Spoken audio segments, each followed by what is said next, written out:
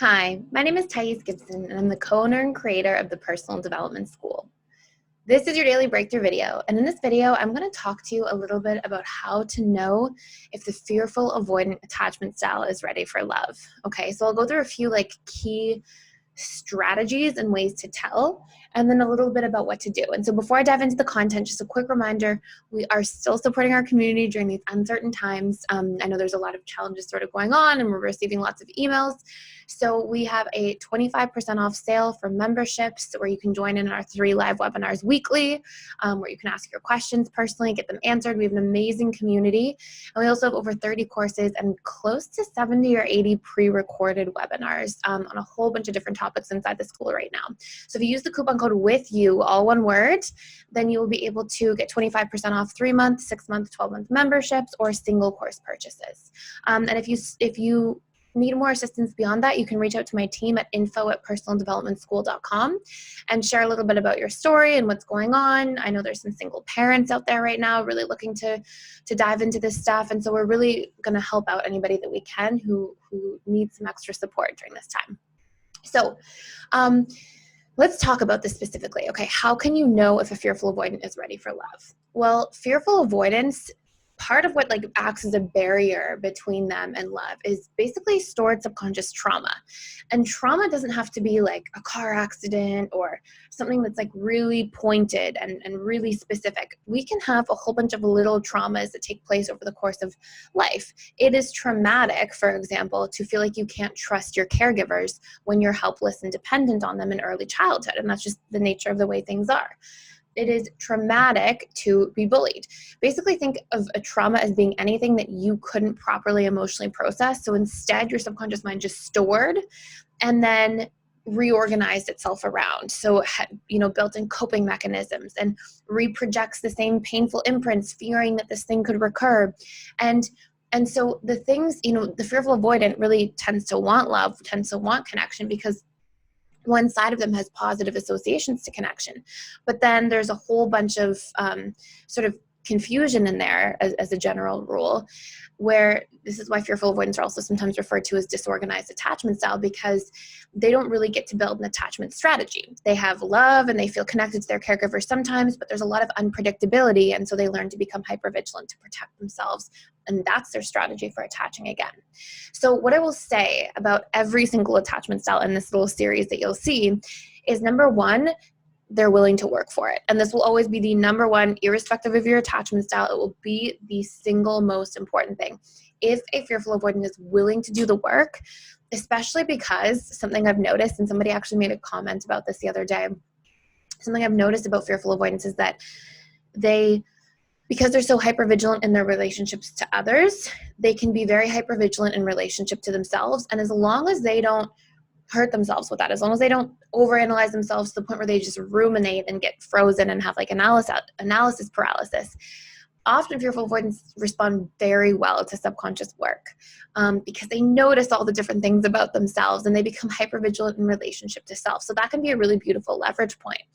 Now, if somebody is not willing to put in the work into a relationship or into themselves and healing and all these different things, then we have a golden rule, and it's that you can't date somebody's potential, right? You can't date hoping that, oh, they're going to change, or oh, if only this thing happened. What you see is what you're going to get.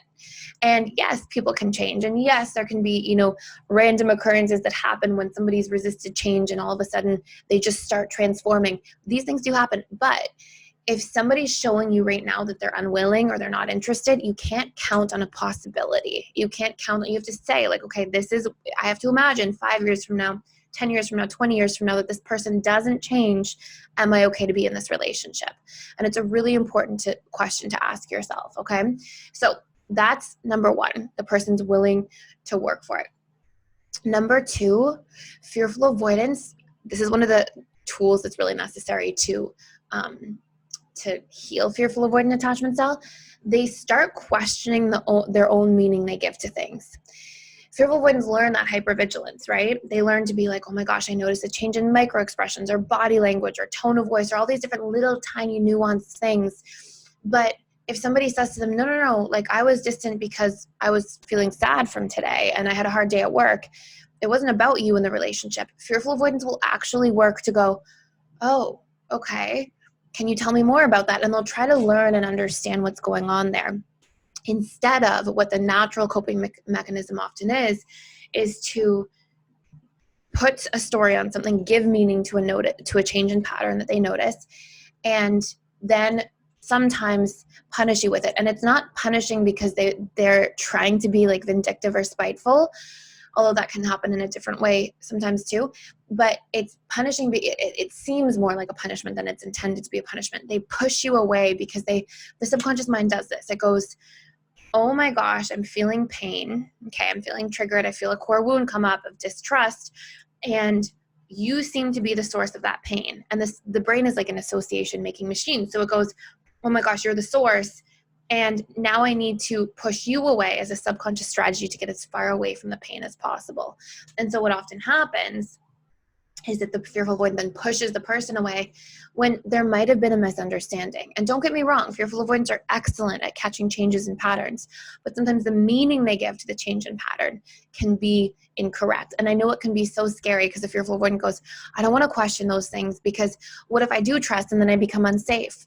But it's about really trying to open yourself to understand and truly consider the other person's point of view and be able to sit with it and then come to a decision. We learn to build self-trust more deeply when we learn to truly consciously consider possibilities. So take them in, think about them, meditate on them, sit on them, whatever you have to do, and try to process and really consider instead of sort of jumping to conclusions, which FAs do sometimes. Okay. Number 3, when fearful avoidants start becoming vulnerable, it's a great sign. Obviously, when the fearful avoidant is more on the anxious side, they can seem more vulnerable when they're leaning anxious, especially if they're with more of a dismissive partner or an FA leaning dismissive. Secure is kind of like a neutralizing effect, but when they are in this dynamic or situation, if they are able to start opening up, like even though a fearful avoidant might lean anxious, they might seem vulnerable because they seem more needy or they can have that needy side to them. That doesn't really mean vulnerability. Trying to like hold on, or sometimes if you emotionally dump or you panic when it feels like somebody's leaving or taking space or you're disconnected, that can be vulnerability, but it's not always, okay? Vulnerability is like, hey, I feel afraid. It's not the act of clinging, it's the behavior of communicating. And this applies to anxious preoccupied too, and I'll do the video about anxious next. But the act of actually expressing what's going on inside of you about what you're feeling is extremely important. And this brings us to our point number 4, which is then also communicating about what you're needing. Okay, and they're both types of vulnerability, but the feeling one is more associated with like that emotional vulnerability. The need one is fearful avoidance often feels so unseen, unheard, misunderstood, just like DAs can sometimes. And the reason for this is because you're usually in a bit of a codependent cycle or a little bit enmeshed, and you are hyper taking care of somebody else's needs and not showing up and communicating yours consistently. And then you think that if you communicate once, that you did it. The act of being in a healthy and thriving relationship means advocating for your needs on a regular basis, communicating, showing up, teaching somebody who you are, because people will not naturally know. So when you say what you need over and over again and you repeat and you show up that way and have that conversation, this is extremely important. And this is a great sign that a fearful avoidant is ready for love in a relationship, healthy, thriving love. Okay. Number 5, fearful avoidants don't make accusations as much anymore. It's really tough, right? Because the fearful avoidant is on hyper alert for somebody who could betray trust. But instead of making an accusation or an assumption, they'll go and say, hey, I'm afraid about this, or hey, this is something that's going on inside of me. I need more information. Can you be transparent? And to a degree, it's a form of communicating feelings and needs, but we're really looking for, as this number here, as being the absence of making an accusation, because communication is on point instead, okay? And the last one that I want to leave you with here is that there will be less swinging between extreme activation and deactivation. And that really starts for the fearful avoidant at the thought level, questioning your deactivating and activating thoughts, questioning, thinking, oh my gosh, they're going to leave. I have to get close right now. Or, oh my gosh, they're hurting me. I need to push them as far away as possible.